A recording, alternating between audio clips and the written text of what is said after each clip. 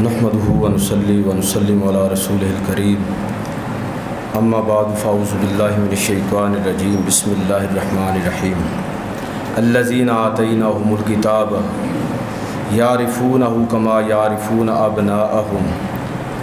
وقال اللہ تبارک و تعالی فی مقام آخر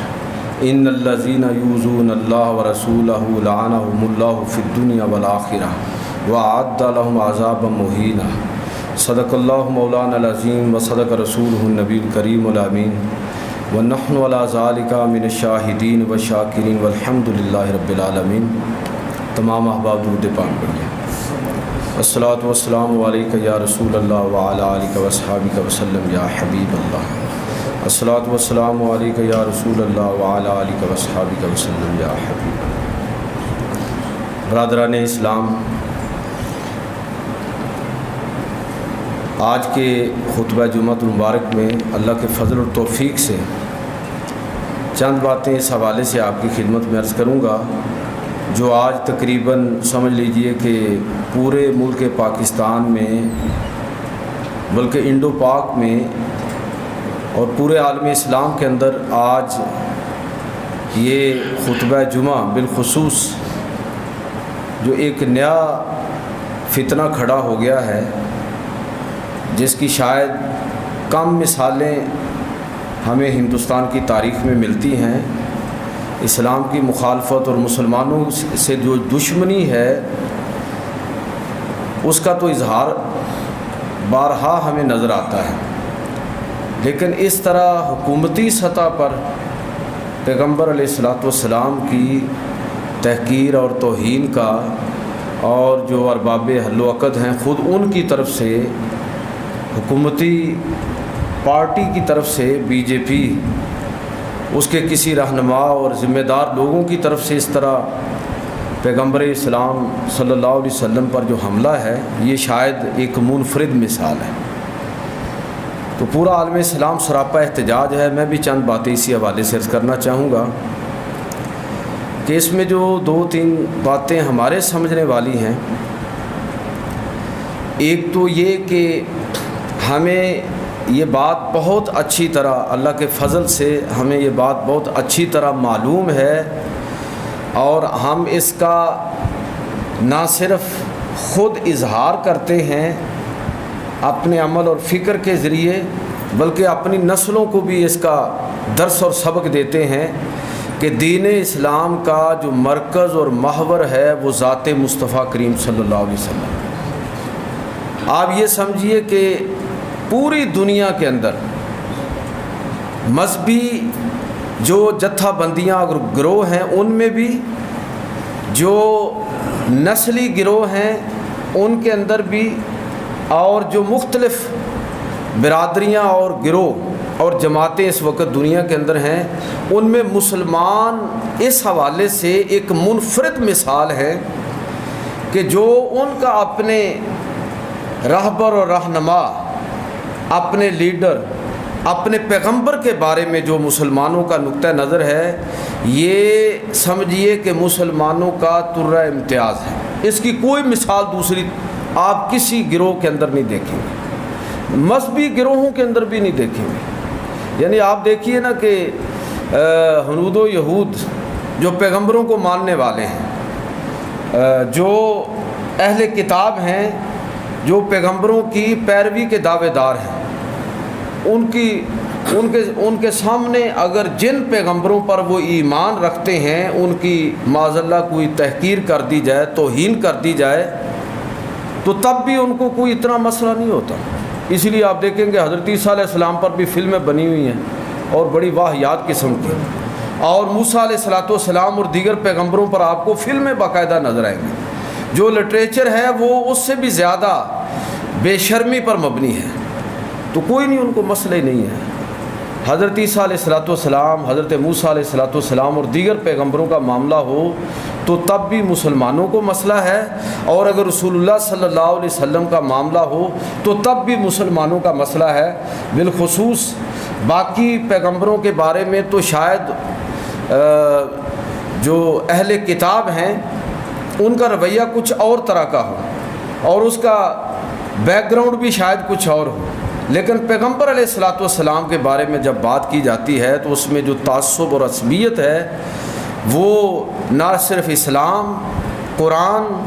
شاعر اسلام اور پیغمبر علیہ الصلوۃ والسلام سے شدید نفرت پر مبنی ہے۔ تو اس میں جو ایک بات اللہ کے فضل سے جو چیز ہمیں وراثت میں ملی ہے وہ یہ ہے کہ ہم نے ذات مصطفیٰ صلی اللہ علیہ وسلم سے بھی محبت کرنی ہے، اور ہر اس چیز سے بھی، یعنی اس سے بھی اگلا درجہ، صرف رسول اللہ صلی اللہ علیہ وسلم کی ذات سے محبت نہیں، بلکہ اس سے بھی اگلا درجہ یہ ہے کہ ہر وہ چیز جو رسول اللہ صلی اللہ علیہ وسلم کی طرف منسوب ہو جائے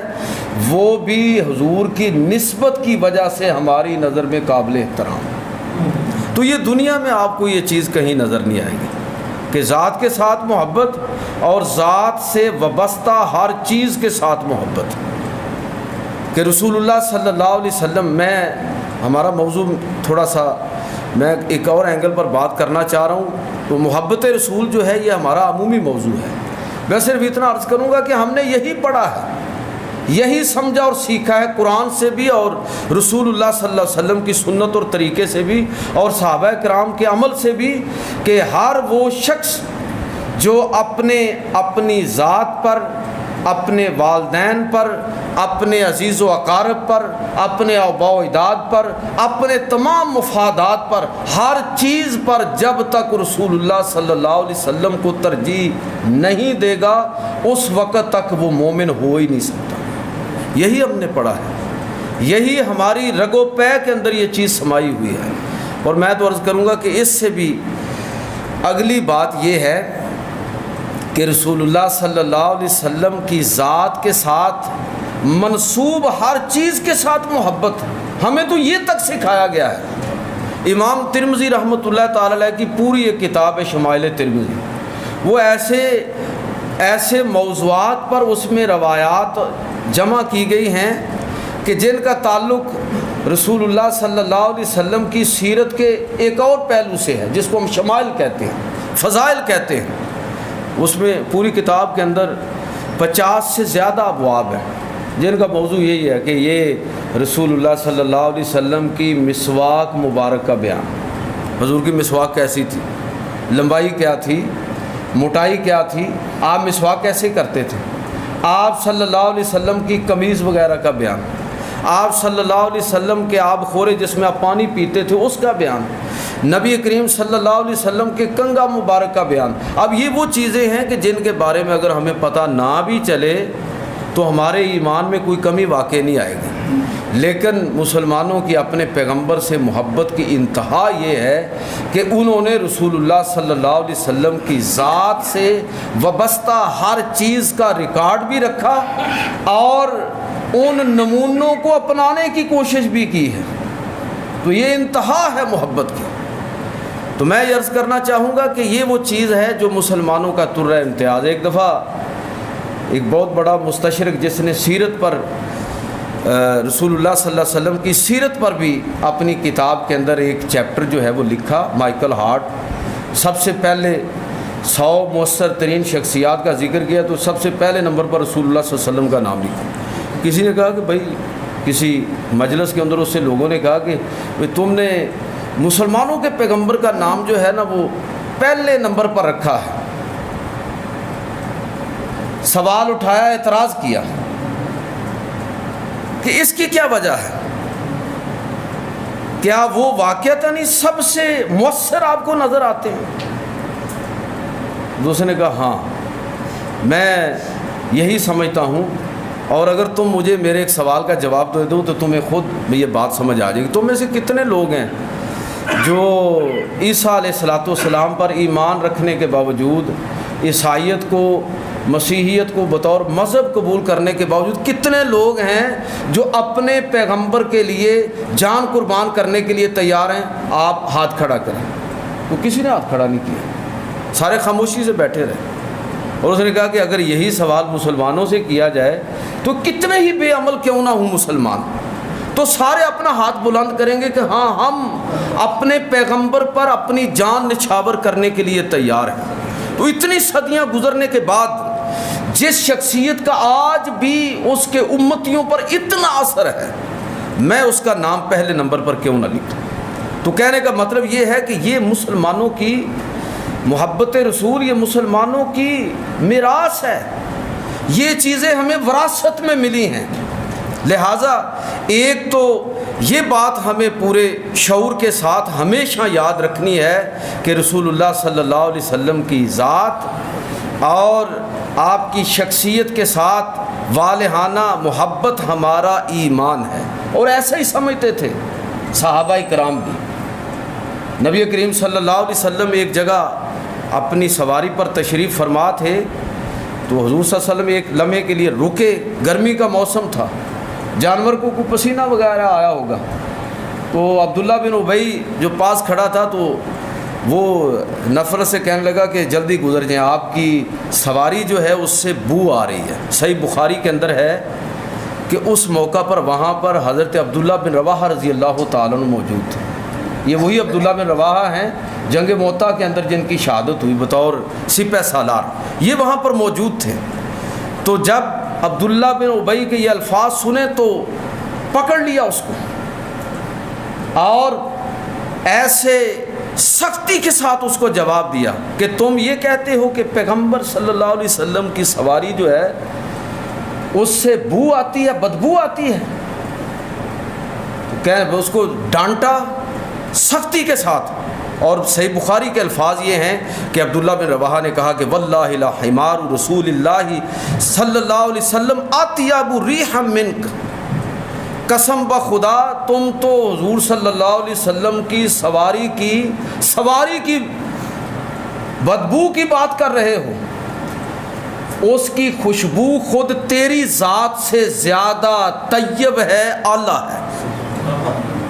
یہ صحابہ کرام کا، اب جس سواری پر آپ سوار تھے وہ کیا تھی؟ میں سواری اس کو کہہ رہا ہوں، اور ہمارے محدثین اس کا ترجمہ کرتے ہیں دراز گوش، لمبے کانوں والا جانور۔ وجہ کہ اصل ترجمہ تو اس کا گدھا ہے جس پر آپ سوار تھے، اور اگر اس کا ترجمہ یہ بھی کر لیا جائے کوئی گستاخی نہیں ہے، لیکن لوگوں کی محبت کا حال یہ ہے کہ وہ حضور صلی اللہ علیہ وسلم، چونکہ ہمارے کلچر کے اندر جو گدھے کا لفظ ہے کہ یہ کوئی زیادہ قابل عزت لوگ نہیں سمجھتے، تو محدثین نے، اہل علم نے اس کا ترجمہ یہ بھی نہیں کیا، یہ ترجمہ کیا کہ حضور دراز گوش پر سوار تھے۔ تو یہ ہماری میراث ہے، اور کیوں نہ ہو، اس لیے کہ خود اللہ رب العزت سورہ نون والقلم آپ گھر جا کر پڑھیے، اس کی پہلی 13ویں آیت کا اختتام جس جملے پر ہوتا ہے، اور پچھلی آیات جس پس منظر میں ہیں، وہ جب ولید بن مغیرہ نے رسول اللہ صلی اللہ علیہ وسلم کی شان میں گستاخی کی تو اللہ رب العزت نے اس کے، وہ رب، آپ غور فرمائیں، وہ رب جو لوگوں کے عیبوں پر پردے ڈالتا ہے، وہ رب جو ہمیں حکم دیتا ہے کہ جو دوسروں کے عیبوں پر پردے ڈالے گا میں قیامت کے دن اس کے عیبوں پر پردے ڈال دوں گا۔ جس رب کی شان یہ ہے کہ وہ انسانوں کا ہمیشہ بھید کھولتا نہیں ہے، لوگوں کے عیبوں کو ظاہر نہیں کرتا، لیکن گستاخ رسول کے بارے میں 10 عیب اللہ رب العزت نے مسلسل گن کر بتایا کہ یہ جس نے آپ کی شان میں ہے پیغمبر گستاخی کی ہے، یہ تو ایسا ہے، ایسا ہے، ایسا ہے۔ اور 13ویں آیت کے اندر فرمایا اتل بعد ذالک زنی، اس کی تو اصل میں فرق ہے، یہ ہے ہی بے اصل، اس کے حسب نسب کے اندر شک ہے، یہ اپنے باپ کی اولاد نہیں ہے۔ یہ کون ہے؟ جس نے رسول اللہ صلی اللہ علیہ وسلم کی شان میں گستاخی کی۔ لہذا مسلمان ہمیشہ اس چیز کو اپنے ایمان کا حصہ سمجھتے ہیں کہ ہر چیز پر کمپرومائز ہو سکتا ہے، لیکن رسول اللہ صلی اللہ علیہ وسلم کی ذات پر، آپ کی ناموس پر، آپ کی حرمت پر یہ کوئی کمپرومائز نہیں ہو سکتا۔ یہی ہماری تاریخ ہے، یہی چیز ہے جو ہم نے سیکھی، اور یہی چیز ہے جو ہمیں وراثت کے اندر ملی۔ رسول اللہ صلی اللہ علیہ وسلم کے دور کے اندر بھی لوگوں کی یہ کوشش ہوتی تھی کہ کسی طرح پیغمبر علیہ الصلوۃ والسلام اور اسلام کے بارے میں شکوک و شبہات پیدا کیے جائیں۔ سورہ آل عمران کے اندر آیت نمبر 72 میں اللہ رب العزت نے ان کی اس شرارت کا ذکر کیا ہے کہ آپس میں یہودی کیا کہتے تھے کہ جاؤ جا کے اسلام قبول کر لو، ایک دفعہ اسلام قبول کر لو اور پھر اگلی صبح اس کا انکار کر دو، صبح قبول کرو شام کو انکار کر دو، آج قبول کر لو اگلے کسی دن اس کا انکار کر دو، لوگوں کو بتاؤ ہاں ہم نے اسلام کو قبول کیا تھا، پیغمبر پر ایمان بھی لائے تھے، لیکن معاذ اللہ یہ پیغمبر اپنی بات میں سچے نہیں ہیں، ان کا دین سچا نہیں ہے، یہ سازش تیار کی یہودیوں نے۔ اللہ رب العزت نے قرآن مجید فرقان حمید کے اندر ان کی سازش کا پردہ چاک کرتے ہوئے فرمایا وقالت طائفۃ من اہل الکتاب آمنوا بالذی انزل علی الذین آمنوا وجہ النہار، یہ اہل کتاب ان میں سے ایک گروہ کہتا ہے کہ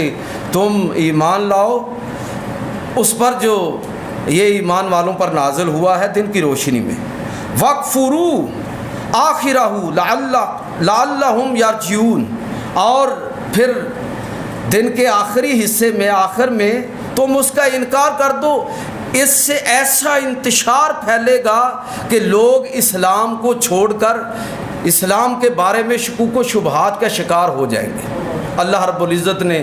یہ پردہ چاک کیا، ہر دور میں یہ کوشش ہوتی رہی ہے، آج تک ہو رہی ہے، اور یہ قیامت تک یہ حق اور باطل کی کشمکش اسی طرح جاری رہے گی۔ اقبال نے کہا تھا نا کہ استیزا کار رہا ہے ازل سے تا امروز، استیزا کار رہا ہے ازل سے تا امروز، چراغ مصطفی سے شرار ابو لہبی،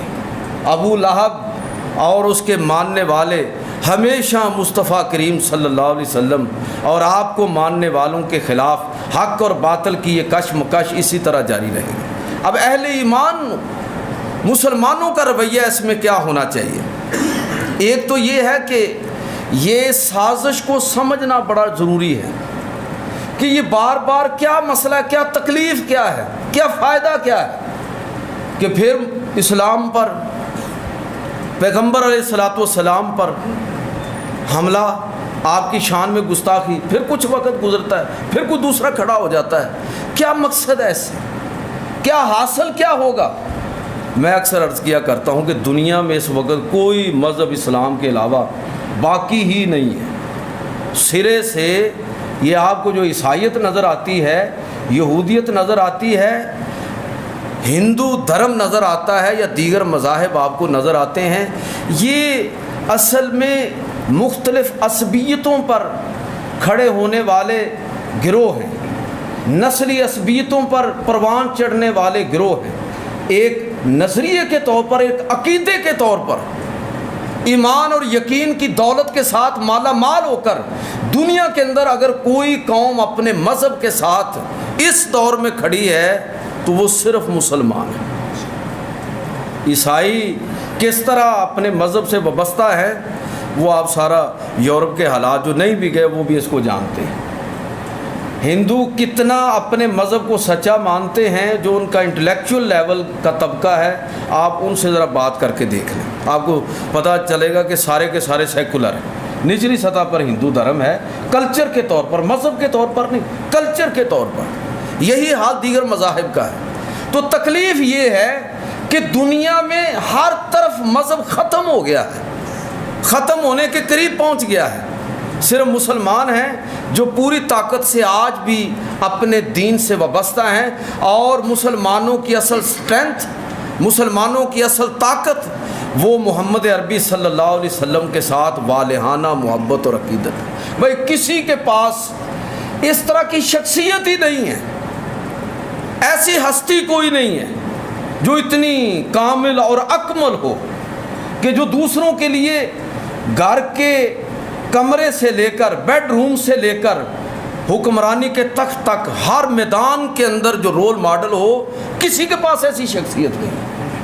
تو یہ مسلمان کیوں نہ محبت کریں اپنے پیغمبر صلی اللہ علیہ وسلم سے؟ تو ایک بات جو ہمیں سمجھنی ہے کہ یہ سازش ہمیشہ سے ہو رہی ہے کہ لوگوں کو، مسلمانوں کو پیغمبر علیہ الصلوۃ والسلام سے برگشتہ کیا جائے۔ اقبال نے کہا تھا نا کہ یہ فاقہ کش جو موت سے ڈرتا نہیں کبھی، روح محمد اس کے بدن سے نکال دو۔ فکر عرب کو دے کے فرنگی تخیلات، اسلام کو حجاز و یمن سے نکال دو۔ اگر یہ محبت رسول ختم ہو جائے تو بھائی اسلام ختم ہے، اسلام باقی نہیں بچے گا۔ تو حضور صلی اللہ علیہ وسلم کی ذات دین کا مرکز اور محور ہے۔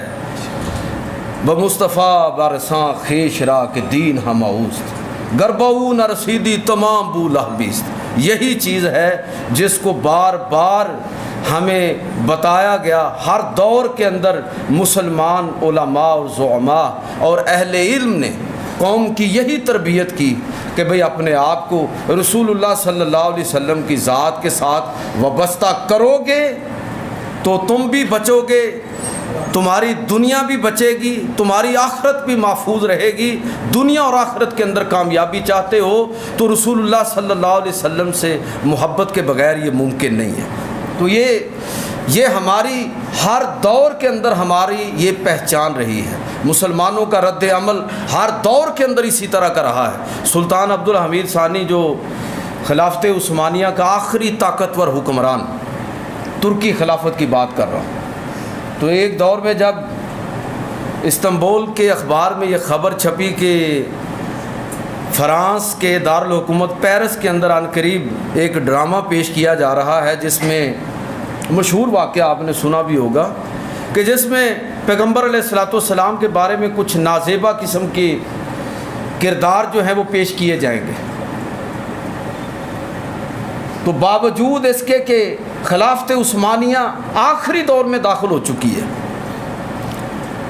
شاید اتنی طاقت بھی نہیں ہے، لیکن بہرحال ابھی مسلمانوں کا دبدبہ پوری دنیا پر موجود ہے، یورپ تک مسلمانوں کی حکمرانی ہے۔ تو سلطان نے بلا لیا فرانسیسی سفیر کو، خود جنگی لباس پہنا، سفیر کو طلب کیا اور اس کو کہا کہ دیکھ رہے ہو مجھے جنگی لباس کے اندر، میں ہوں مسلمانوں کا حکمران سلطان عبدالحمید، اور پھر اپنا قصیدہ خود بیان کیا کہ میں یہ ہوں اور یہ ہوں، اور میرا سب کچھ میرے پیغمبر کی عزت اور ناموس پر قربان ہے۔ اگر تم نے اپنے حکمرانوں کو یہ پیغام نہ دیا کہ وہ اس حرکت سے باز نہ آئے تو میری طرف سے ان کے خلاف اعلان جنگ ہوگا۔ رک گئے پھر بھی۔ یہ مسلمانوں کی، اگر مسلمان آج بھی اس گئے گزرے دور کے اندر بھی اتنے کمزور بھی نہیں ہیں کہ مسلمان کھڑے نہ ہو سکے، پوری دنیا کے مسلمان تو باز آ گئے وہ۔ یہ ہمارے لیے سبق ہے کہ اگر آج بھی ہم پوری طاقت کے ساتھ کھڑے ہو جائیں اسلام کے دفاع کے لیے، رسول اللہ صلی اللہ علیہ وسلم کے دفاع کے لیے۔ دیکھیں ہماری تربیت یہ نہیں ہے کہ ہم دوسرے مذاہب کی توہین کریں، یہ اگر کوئی خدا نخواستہ اس طرح کی حرکت بھی کرے تو تب بھی ان کے مندر، ان کے گردوارے، ان کی مساجد اور ان کے جتنے بھی شعائر ہیں وہ سارے کے سارے ہماری طرف سے محفوظ رہیں گے۔ ہم ان پر حملہ آور نہیں ہوں گے، لیکن جو اس طرح کی حرکت کرے گا اس حرکت کے خلاف ہم ضرور کھڑے ہوں گے، اس پر پورا احتجاج کریں گے۔ ہماری تربیت یہ کی ہے اسلام نے۔ اللہ رب العزت قرآن مجید فرقان حمید کے اندر ارشاد فرماتا ہے وَلَا تَسُبُّوا الَّذِينَ يَدْعُونَ مِن دُونِ اللَّهِ، جو اللہ کے سوا کسی اور کو پکارتے ہیں ان کے خداؤں کو گالیاں مت دو۔ یہ ہماری تربیت ہے۔ فَيَسُبُّ اللَّهَ عَدُوًّا بِغَيْرِ عِلْمٍ، ایسا نہ ہو کہ وہ اپنی جہالت کی وجہ سے تمہارے سچے خدا کو گالیاں دینے لگے، اللہ برحق کو گالیاں دینے لگے۔ تو ہماری تربیت یہ ہے، لیکن یہ دنیا کو بتانے کی ضرورت ہے اور خود بھی سمجھنے کی ضرورت ہے کہ اسلام، مسلمان جو علمی تنقید ہے اس کا جواب تو ہمیشہ دیتے ہیں۔ جو سوالات اسلام پر ہوں، پیغمبر علیہ الصلوۃ والسلام کی ذات پر ہوں، ان کا جواب، جو علمی سوالات ہوں گے ان کا جواب تو دیں گے ہم، لیکن گالی گلوچ کا کوئی جواب نہیں ہوتا، اس کا جواب نہیں، اس کے خلاف پھر رد عمل ہوتا ہے۔ اور مسلمان بدقسمتی سے اس وقت مسلمانوں کو اسی انداز میں مشتعل کیا جا رہا ہے۔ اگر سوال علمی ہوگا تو آپ دیکھ لیجئے کہ جب سر سید نے، یہ ولیم موئر کی کتاب ہے دا لائف آف محمد، سیرت پر 3 جلدوں کے اندر، برِ صغیر میں، یہ کلکتہ کا گورنر تھا، سیرت پر اس نے کتاب لکھی تو سر سید نے اس کا جواب دیا، انگریزی کے اندر بھی اور اردو کے اندر بھی ان کی کتاب ترجمے کے ساتھ موجود ہے سیرت پر، سیرت محمدی اور خطبات محمدی کے نام سے یہ چھپی ہوئی ہے۔ تو علمی سوالات کا جواب تو دیا جائے گا، لیکن بدقسمتی سے گالی گلوچ کا کیا جواب دیا جائے گا؟ گالی گلوچ کا پھر وہی رد عمل ہے۔ دنیا کو کاش یہ بات سمجھ آ جائے، اور یہ فرض ہمارا ہے کہ ان کو ہم سمجھانے کی کوشش کریں۔ یہ دیکھیں، یہ ایک اچھی کوشش ہوئی گزشتہ جو حکومت ہے اس کا بہرحال یہ کریڈٹ اس کو جاتا ہے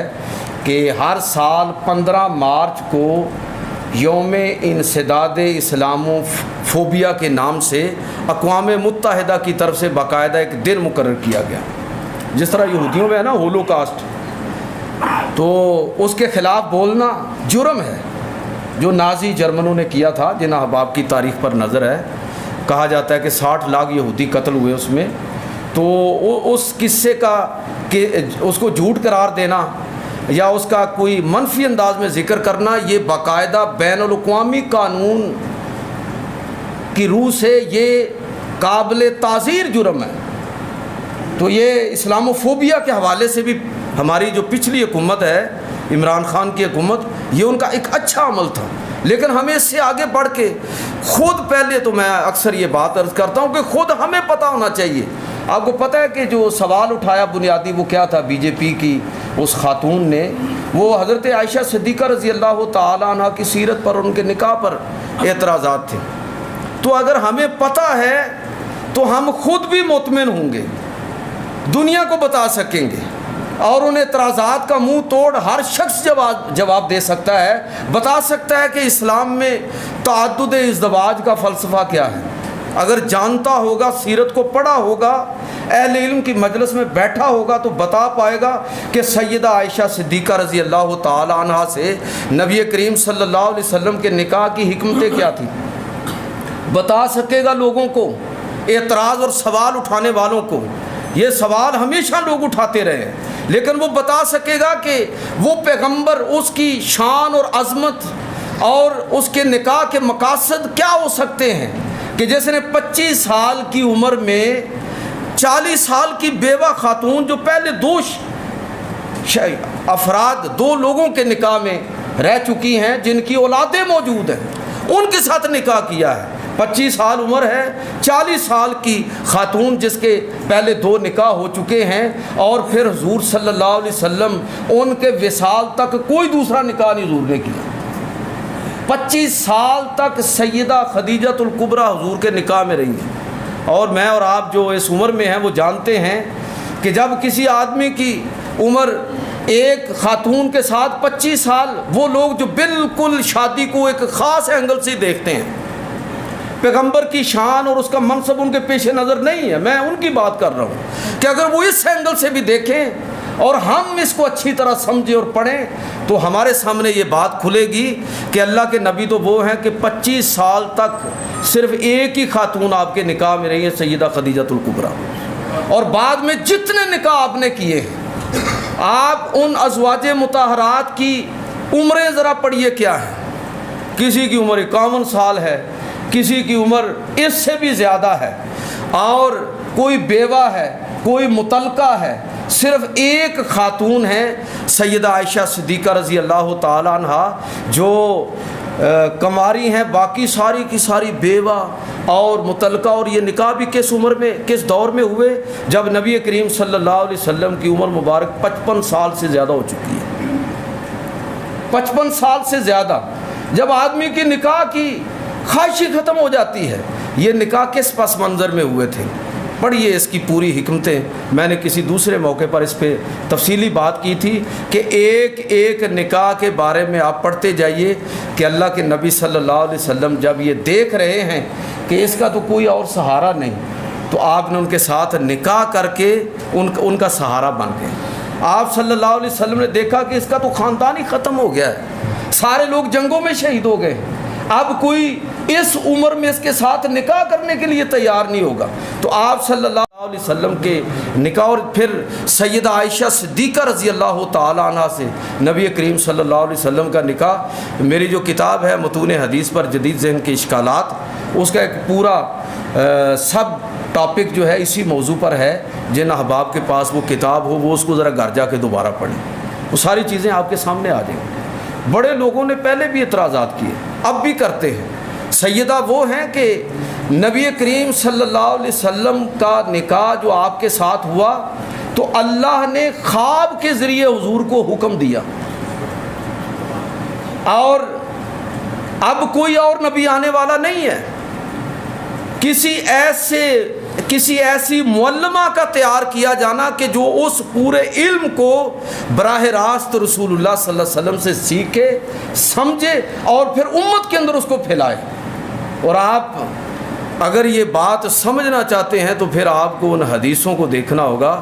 جو سیدہ عائشہ رضی اللہ تعالیٰ عنہ سے مروی ہیں. 2210 حدیثیں اکیلی سیدہ عائشہ صدیقہ رضی اللہ تعالیٰ عنہ سے مروی، اور ان کے موضوعات ذرا پڑھیں. ایسی حدیثیں ہیں کہ وہ اگر آپ نہ بتاتی تو کوئی اور بتانے والا ہی نہیں تھا. میاں بیوی کے بالکل جو ذاتی قسم کے معاملات ہیں ان کے بارے میں تعلیمات ہیں. یہ کمال ہے کہ نبی کریم صلی اللہ علیہ وسلم نے اپنی ازواج کو اجازت دی. ہم کوشش کرتے ہیں ہمارے گھر کی کوئی بات باہر نہ نکلے، اس لیے کہ ہمارا گھر کے اندر معاملہ شاید اسی نوعیت کا ہوتا ہے. لیکن وہ پیغمبر وہ ہیں کہ جو مجلس کے اندر جو کچھ کرتے ہیں وہ بھی امت کے لیے نمونہ ہے، اور گھر کی تنہائیوں کے اندر جو کچھ کرتے ہیں وہ بھی امت کے لیے نمونہ ہے. اور اس کو بیان کون کر رہا ہے؟ سیدہ عائشہ صدیقہ رضی اللہ تعالیٰ عنہ. حضرت ابو موسیٰ اشعری رضی اللہ تعالیٰ عنہ فرمایا کرتے تھے کہ ما اشکل علینا اصحاب رسول اللہ صلی اللہ علیہ وسلم حدیث قط، کہ کبھی بھی ایسا نہیں ہوا کہ کسی حدیث میں کوئی اشکال پیدا ہوا ہو. فسألنا عائشہ الا وجدنا عندها منه علما، مگر یہ کہ ہم نے جب بھی اس حدیث کے بارے میں، اس سنت کے بارے میں، اس حکم کے بارے میں جب بھی سیدہ عائشہ رضی اللہ تعالی عنہا سے سوال کیا تو ہم نے اس کا علم آپ کے پاس پایا. ہم نے دیکھا کہ اس کا علم، اس گتھی کو سلجھانے والی کوئی اور نہیں ہے، سیدہ عائشہ صدیقہ رضی اللہ تعالی عنہ. میرا کہنے کا مطلب یہ ہے کہ آج عالم اسلام میں، عالم اسلام پر جو پے در پہ اس نوعیت کے حملے ہو رہے ہیں، تو میرے بھائیوں مسلمانوں کو خود پہلے تو اچھی طرح سیرت کو پڑھنا چاہیے. ان اعتراضات کا ہر شخص کے پاس جواب ہونا چاہیے. ہماری مساجد کے موضوعات اس طرح کے ہونے چاہیے. آخری بات کر کے ختم کرتا ہوں کہ صلح حدیبیہ کے موقع پر، یہ فتح مکہ کے موقع پر، جب بعد میں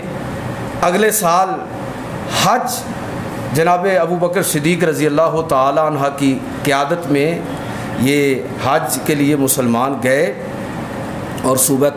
توبہ نازل ہوئی، سورہ انفال نازل ہوئی. سورہ توبہ کے اندر وہ اس کی تفصیلات موجود ہیں. کہہ دیا گیا کہ اب آج کے بعد مشرکین بیت اللہ کے اندر نہیں رہ سکتے، مہلت دی گئی، اب فارغ ہیں یہاں سے ہمیشہ کے لیے. ذمہ داری کیا ہے ہماری؟ کرنا کیا ہے ہمیں؟ اگر ایسے لوگ باز نہ آئیں تو مسلمان آج کے دور میں جو احتجاج کریں، اپنا احتجاج ریکارڈ کرائیں، قانون کے دائرے کے اندر رہتے ہوئے اپنے ملک کو نقصان پہنچائے بغیر وہ بھی کریں، اور اس کے ساتھ ساتھ حکومتیں کیا کریں. اللہ کے قرآن سے اور حضور کی سیرت سے جو بات ہمیں سمجھ آتی ہے کہ جب یہ اعلان کیا گیا نا کہ اب بیت اللہ سے مشرکین فارغ ہیں ہمیشہ کے لیے، اب یہ مکہ میں داخل نہیں ہو سکتے، بیت اللہ کے اندر داخل نہیں ہو سکتے، تو یہ خدشہ بھی بظاہر نظر آنے لگا کہ تجارت اور معیشت بیٹھ جائے گی. یہی ہے نا اس وقت سب سے بڑا مسئلہ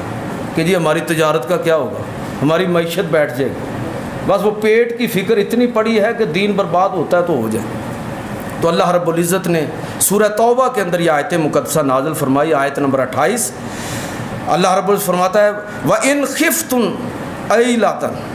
اور اگر تمہیں یہ خوف ہو معیشت کے بیٹھ جانے کا، نقصان کا، بھوک کا، تو پھر فسوف یغنیکم من فضلہ ان شاء، اگر اللہ چاہے گا تو تمہیں ان سب سے بے نیاز کر دے گا۔ آپ دیکھ لیجئے کہ بظاہر معیشت بیٹھنے کے ظاہر قریش سارے کے سارے تاجر تھے، تو اب بظاہر یہ ہے کہ جب یہ لوگ یہاں سے نکلیں گے تو پورا نظام تلپٹ ہو جائے گا، تجارت بیٹھ جائے گی، بازار ویران ہو جائیں گے، لیکن اللہ رب العزت فرماتا ہے کہ اگر تم دین اسلام کی حرمت کے لیے کھڑے ہوگے تو اللہ رب العزت تمہیں اپنے فضل سے غنی فرما دے گا۔ آج بھی ضرورت اس امر کی ہے کہ مسلمان کو شرم کرے، پہلے تو ہم سارے نجی سطح پر اور پھر حکومتی سطح پر اس چیز کا شعور، اس وقت بھی جو BBC کی رپورٹ ہے اس کے مطابق 87 ارب ڈالر کی تجارت صرف عربوں کی انڈیا کے ساتھ، اور جو اوورسیز ایک قوت ہے وہ الگ ہے، جو لاکھوں لوگ ہندوستان سے عرب ممالک کے اندر کام کرنے والے ہیں وہ اس کے علاوہ ہیں۔ کاش مسلمانوں کو اللہ رب العزت ہدایت عطا فرمائے اور یہ اپنے دین کے ساتھ یہ بھوک اور پیاس کے خوف سے نکلے